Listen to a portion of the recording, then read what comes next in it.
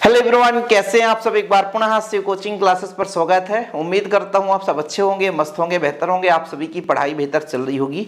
आज हिंदी में बच्चों हम चौथा मॉडल सेट यहां पे सोल्यूशन करने वाले हैं। इसके पहले हमने जो भी इसका सोल्यूशन कराया है तो आपको हमारे प्लेलिस्ट में क्रम से मिल जाएगा। प्लेलिस्ट विजिट जरूर कर लें। और बच्चों इसके क्वेश्चन आंसर भी लगातार हम सीरीज स्टार्ट किए हैं, तो आप लोग जरूर देखते रहें, है ना। मतलब वीडियोस देखते रहें ताकि आप लोगों की प्रॉपर तैयारी हो सके। चलिए शुरू करते हैं बच्चों। आपका ये मॉडल स्वरूप है तो आप देख सकते हैं इस तरीके से पूरा रहता है। फर्स्ट पेज में तो कुछ रहता नहीं है, पूरा निर्देश रहता है कि सभी प्रश्नों को करना है ना। 1 से 5 तक जो बच्चों आपका 22 वस्तुनिष्ठ प्रश्न है।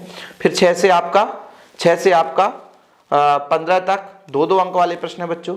ठीक, चलिए सबसे पहले अपन बात करेंगे सही विकल्प का चयन करना है और आप लोग सारे प्रश्नों को तैयार कर लेंगे बच्चों। चलो पहला प्रश्न आप देखिएगा, हिंदी कविता का जागरण काल किस युग को माना जाता है। हो सकता है बच्चों आप लोगों को स्पष्ट दिखाई ना दे, लेकिन देगा, चिंता बिल्कुल आप लोग मत करना, ठीक है। हिंदी कविता का जागरण काल किसे माना जाता है बच्चों, तो इसका राइट आंसर होगा भारतीय युग को हिंदी कविता का जागरण काल माना जाता है। ओके, चलिए इसके बाद बच्चों दूसरा प्रश्न है, ऊषा का अर्थ है रात्रि, संध्या, भोर या दोपहर। क्या होगा बच्चों, आप लोग भी सोचा करो, थोड़ा सा समय ले लो 1 मिनट का। तो भैया क्योंकि वीडियो को रोको और देखो कि हमारा सही आंसर हो रहा है कि नहीं हो रहा है, और बताना कमेंट बॉक्स में। भाई इसका राइट आंसर होगा बच्चों भोर। किशोरों की टोली पानी दे मया देती है कहकर किस सेना के आने की सूचना है। वानर सेना, इंद्र सेना, राम सेना या बालक सेना, बताना है बच्चों। इस तरीके से मॉडल सेट लगभग मैं 10 मॉडल सेट कराने वाला हूं। उनके आंसर भी आएंगे, धीरे धीरे करके आएंगे, थोड़ा समय लगेगा, लेकिन पूरे मॉडल सेट आपको करा दूंगा, ठीक है।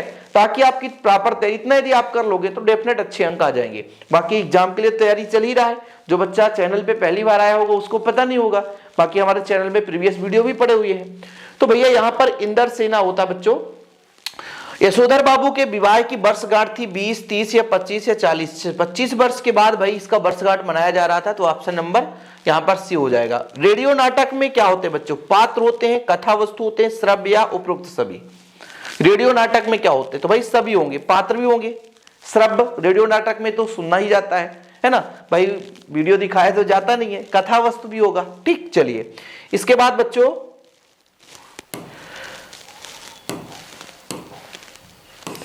आगे देखते हैं, सूर्योदय हो गया। सूर्योदय हो गया में शब्द शक्ति कौन सा है। सूर्योदय हो गया में शब्द शक्ति कौन सा बच्चों, तो व्यंजना शब्द शक्ति है। कौन सा शब्द शक्ति है, व्यंजना शब्द शक्ति है। उमा शंकर जोशी का उपनाम बताओ। वैसे तो बुक में ऐसा क्वेश्चन नहीं दिया है। उमा शंकर जोशी का वासुकी नाम था बच्चों। क्या, वासुकी। महादेवी वर्मा को किस काव्य संग्रह के लिए ज्ञानपीठ पुरस्कार मिला। आप लोग टिक लगाते जाना कितने नंबर आ रहे हैं, बाद में बताना लास्ट में कि सर हमारे 32 में कितने नंबर आ रहे हैं। जैसे मैं करा रहा हूं तो आपके मन में तो सही होगा कि हाँ 1 नंबर हमारा भी सही हो गया, प्लस करते जाओ, यहाँ हमारा 1 नंबर और सही हो गया। तो यहाँ पर बच्चों इसका राइट आंसर होगा यामा। क्या होगा बच्चों, यामा। आप लोग 1-1 नंबर लिखते जाना कितने नंबर हमारे सही है, ठीक है। मोहनजोदड़ो में लगभग कितने कुएं हैं, माइंड में सेट हो गया होगा कितने कुएं हैं, तो भैया 700। कितने, 700। इसका राइट आंसर हो जाएगा 700। विशेषीकृत रिपोर्टिंग करने वाली रिपोर्टर को किस नाम से दर्जा दिया जाता है, ठीक है बच्चों। तो विशेष संवाददाता या विशेष रिपोर्टर के नाम से उसे जानते हैं, ठीक है। विशेष संवाददाता के नाम से जानते हैं। किसका अर्थ है संक्षेप में कहना।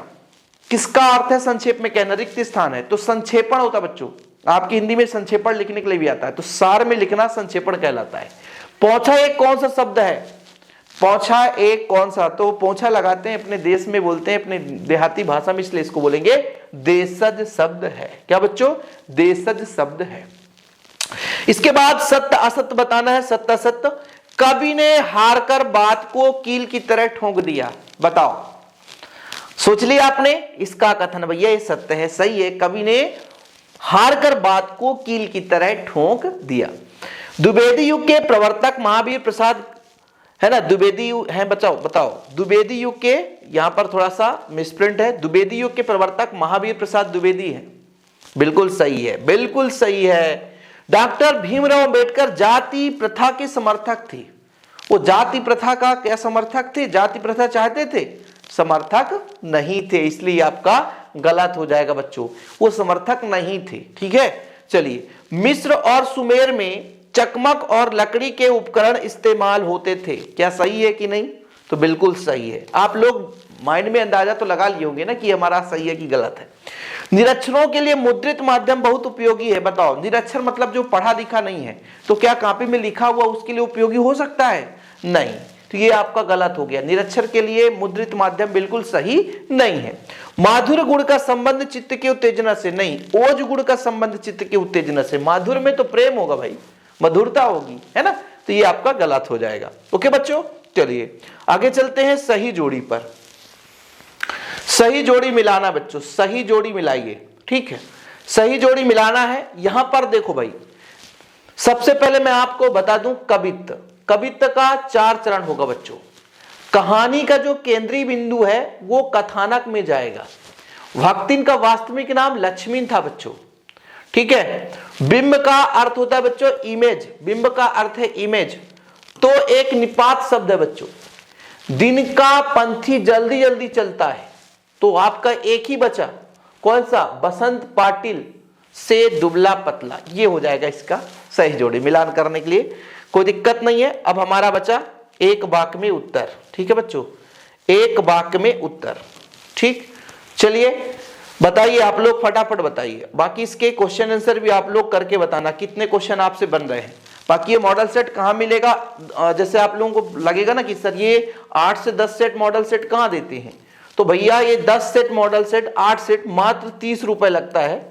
जिसको भी नोट लेना है तो उसकी बात कर रहा हूं, बाकी यूट्यूब पे फ्री है। नहीं कहने लग जाओ सर पैसे लेते हो। पैसे लेने के पीछे रीजन ये है कि बच्चों इसका जो हम आंसर शीट बनवा रहे हैं अभी धीरे धीरे करके, जो यूट्यूब पे फ्री में रहेगा, उसके लिए 2-4 रुपए कोई लेगा तभी तो काम करेगा।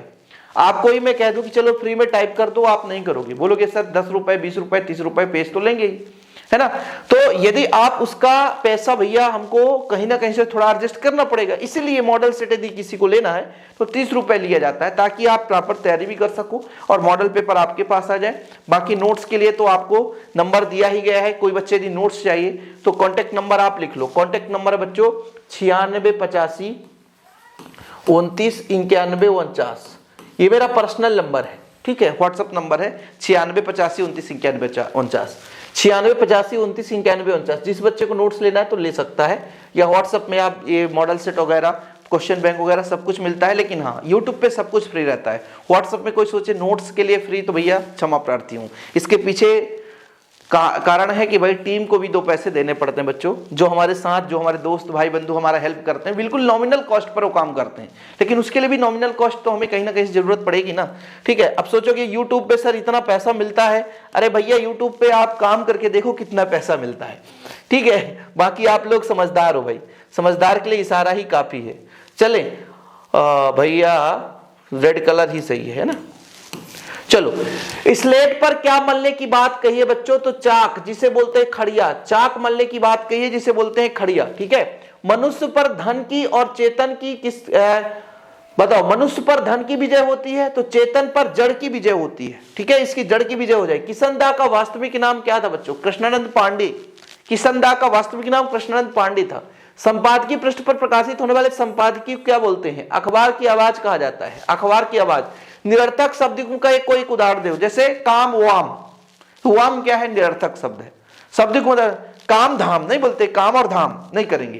पढ़ना और ओढ़ना, घर बोले पढ़, अरे पढ़ना ओढ़ना जाए भैया, तो पढ़ना तो सही है, ओढ़ना क्या है? ये चीज है। मतलब निरर्थक शब्द का उदाहरण कोई भी आप दे सकते हैं।